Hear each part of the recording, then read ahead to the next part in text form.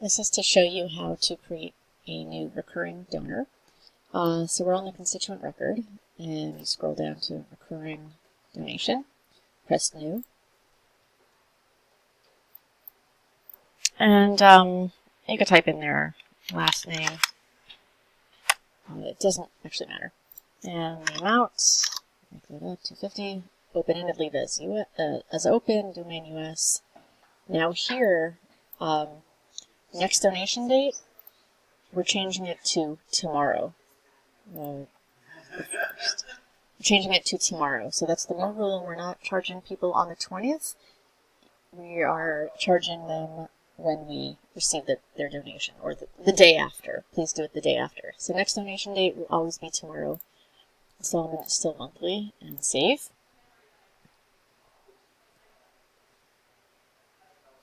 And then go back to the recurring donation that you just set up. Click it.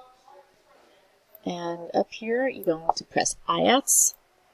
And this is where you type in the credit card information. Most of the stuff populates automatically. So,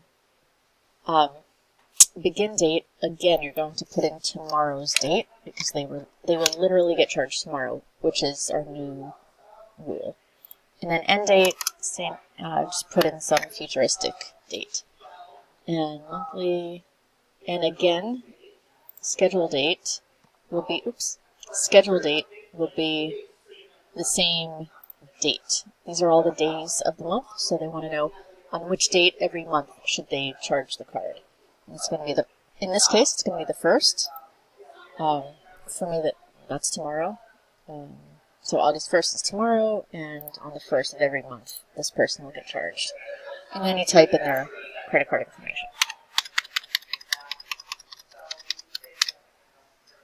And, oops, that is it. Create recurring payments. Oops.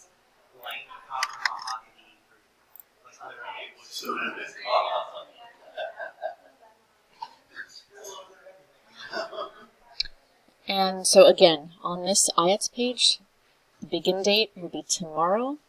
The end date is just a futuristic date. And the schedule date is the day of the month that they will be charged moving forward. And this should be the same as this.